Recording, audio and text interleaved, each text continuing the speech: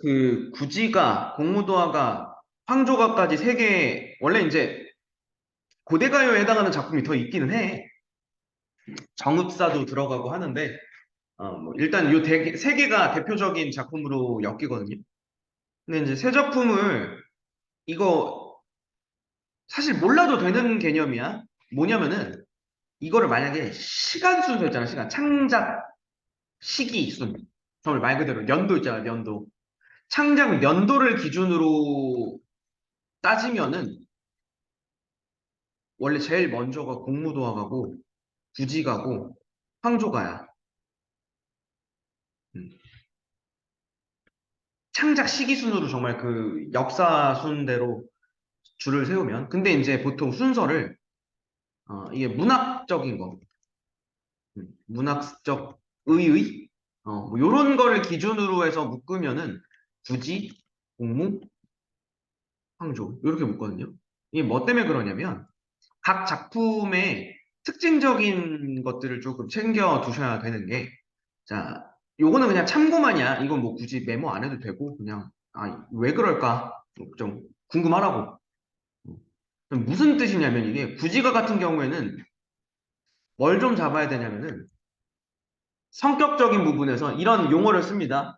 집단적, 서사, 무가다라는 말을 써요.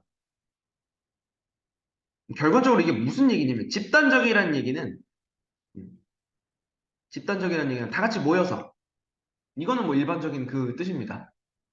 그러니까 뭐 부족단이나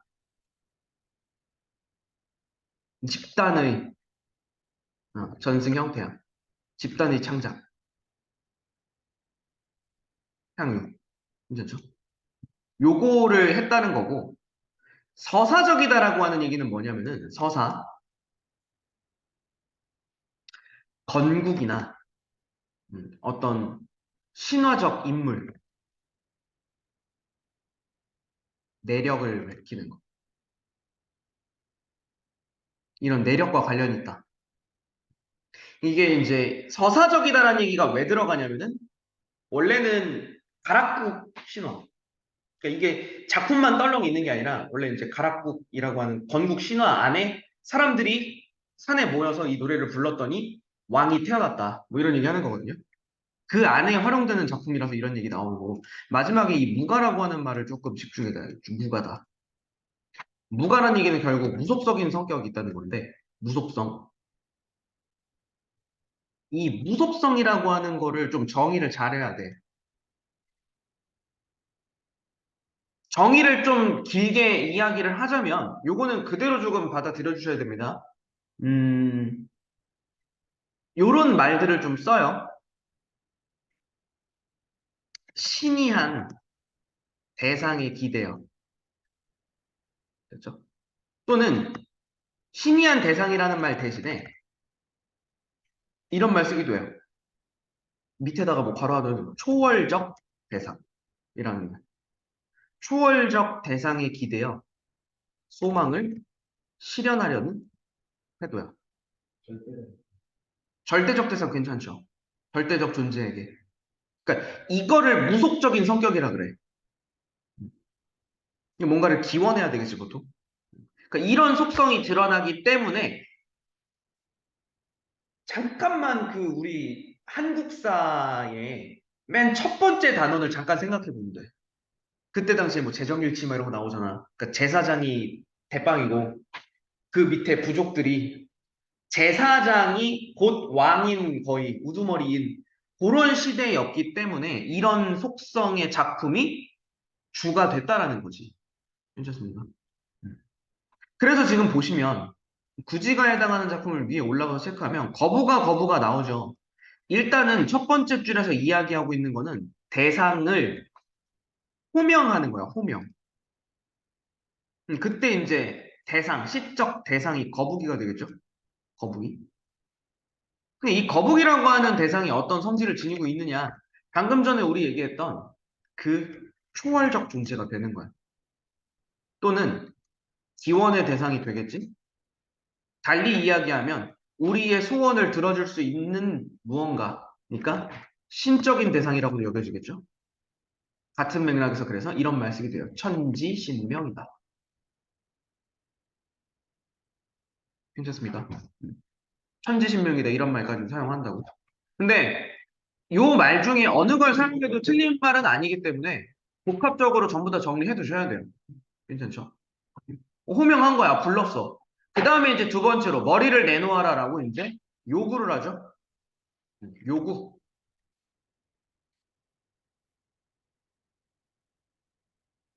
그때 이제 이 머리라고 하는 것도 역시나 상징성을 가진다고 하지.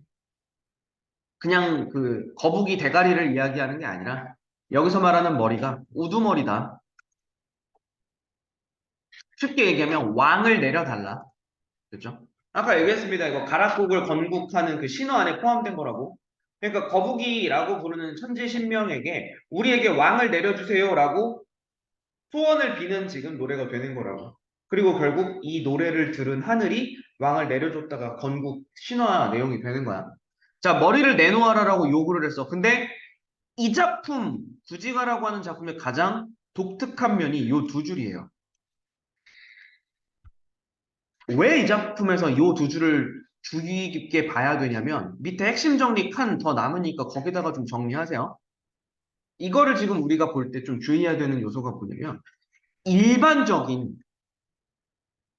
일반적인 기원 음, 그리고 일반적인 무속성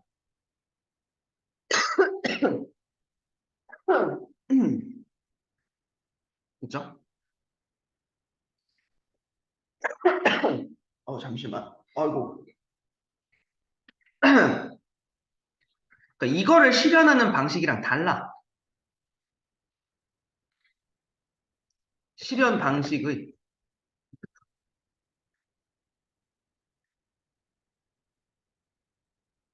어떤 면에서 독특한 거냐면 얘는 지금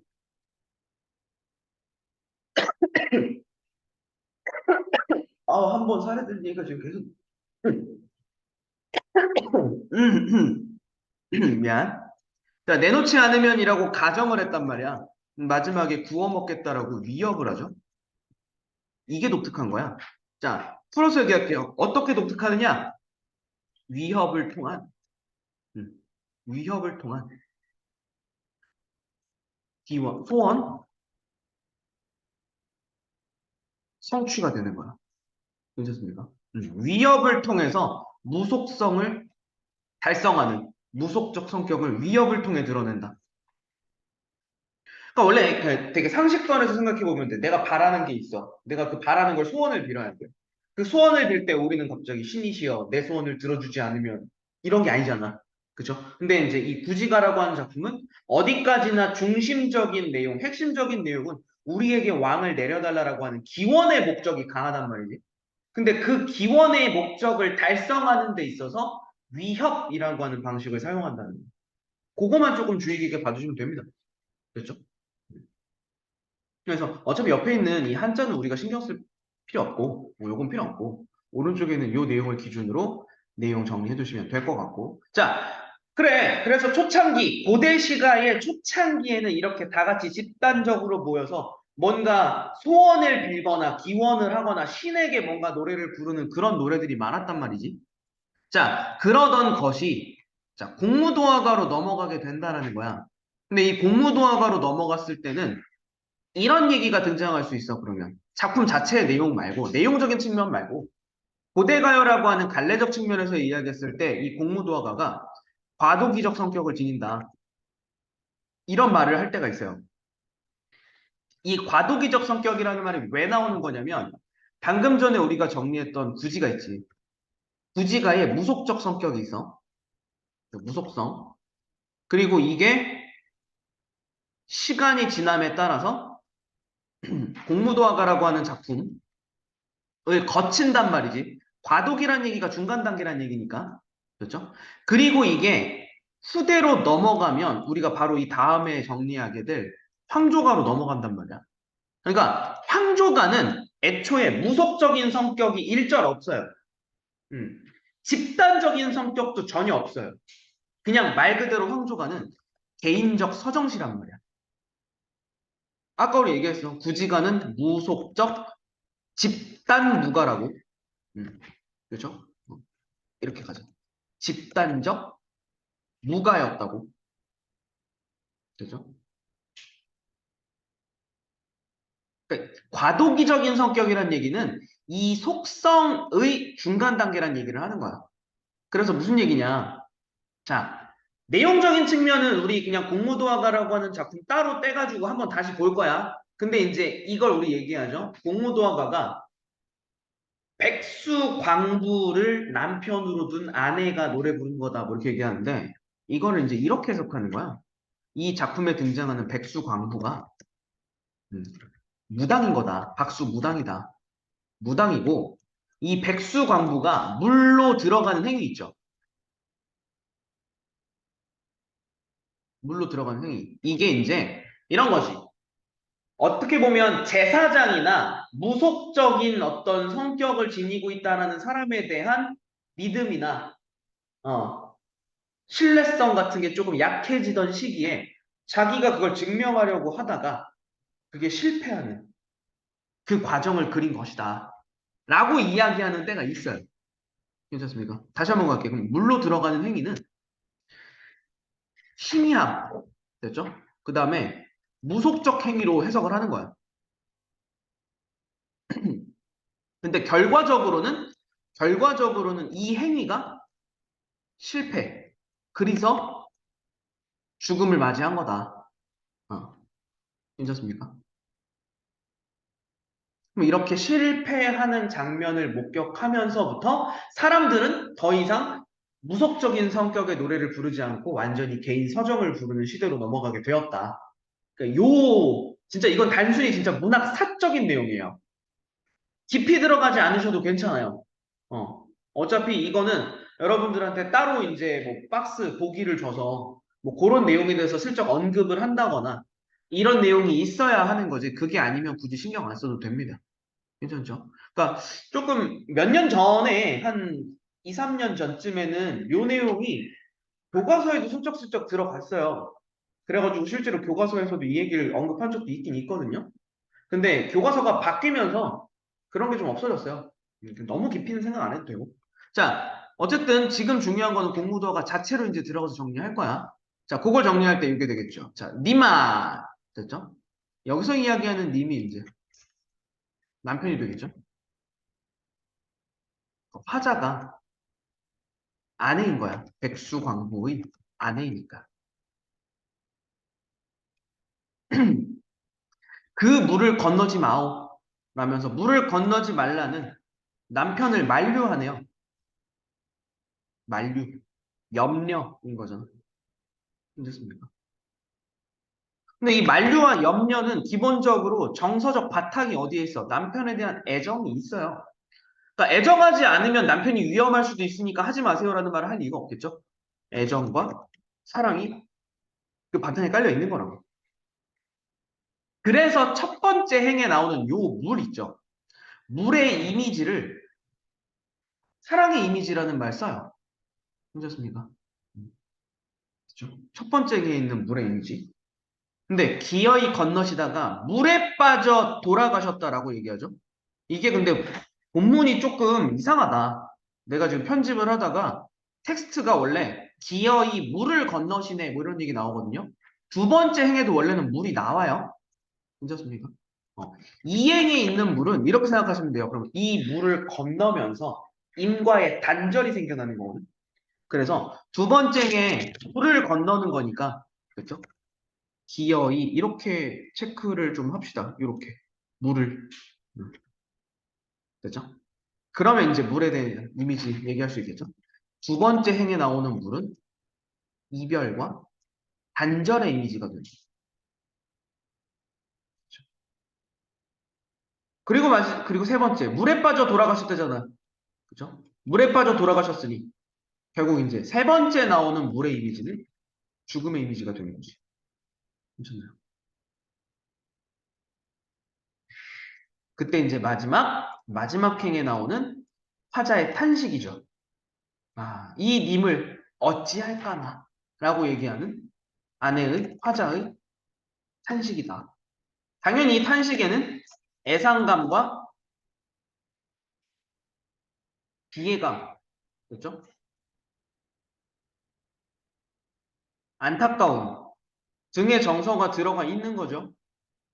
다만 여기서 좀 주의하셔야 될 게 뭐냐면은 다른 작품이랑 분명히 비교할 거 아니야. 얘만 떨렁 물어보는 것보다는. 근데 그랬을 때 이제 좀 많이 비교할 수 있는 부분이 제망매가 같은 거예요. 제망매가 같은 경우에도 사랑하는 누이가 죽었지. 자, 누이가 죽었을 때 마지막에 화자의 태도가 어떻게 되냐고.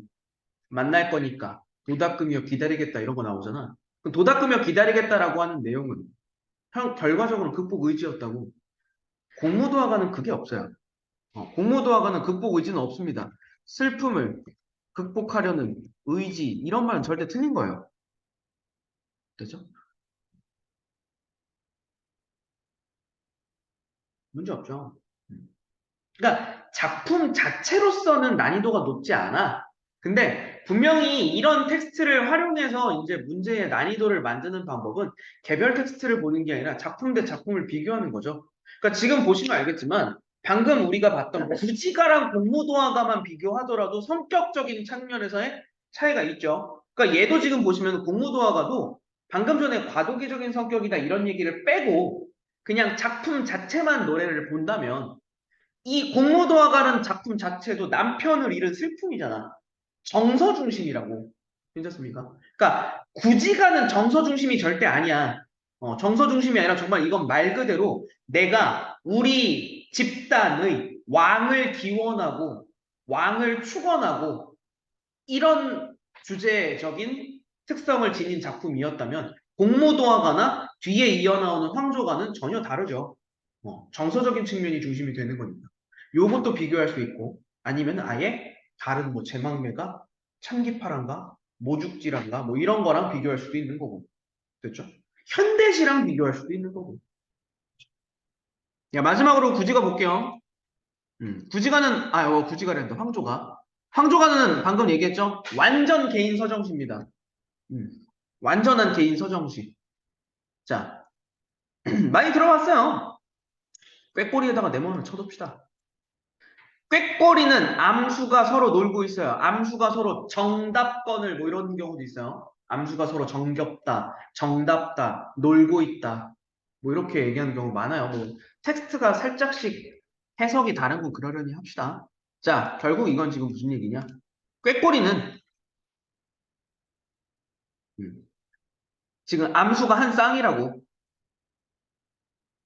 근데 이와 달리 화자는 그죠?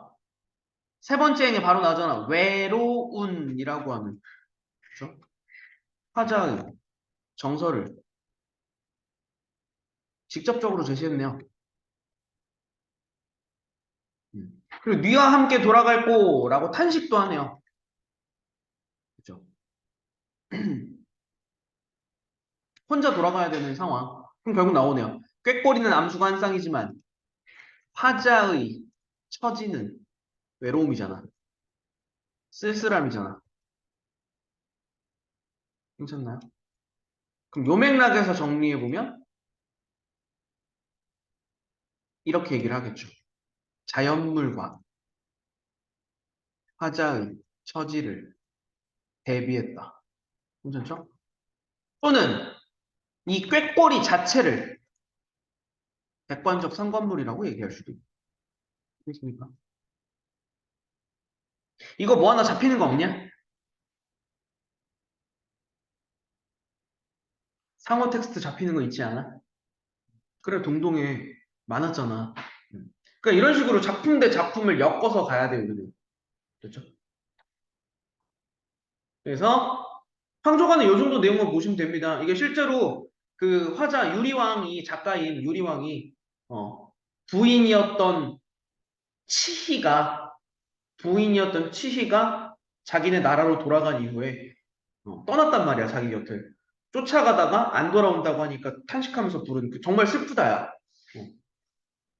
내 여인과 이별해서 슬프다. 정서를 노래한 작품이다. 이 정도 내용으로 정리하시면 되겠죠. 그래서 이제 여기서 정리하면서 말을 하면은 일단 기본적으로 구지, 공무, 황조 요 세 작품을 같은 범주 내에서 조금 차이점 구분하는 게 일단 제일 먼저고, 그렇죠? 그 다음에 두 번째로 이제 조금 더 범위를 넓혀서 다른 우리 시험 범위 텍스트들과의 정서적인 측면, 표현적인 측면에서 상호 비교하는 거. 진짜로 이 작품들 개별 개별 하나하나의 난이도는 진짜 최하야. 어. 개별 작품들의 난이도는 최하야. 너네가 뭐 어려울 만한 내용도 없고, 혼동할 만한 내용도 없고. 그렇죠? 근데 활용도가 좀 높죠. 다른 의미에서. 이 정도로 세 작품 정리하시면 될 것 같습니다.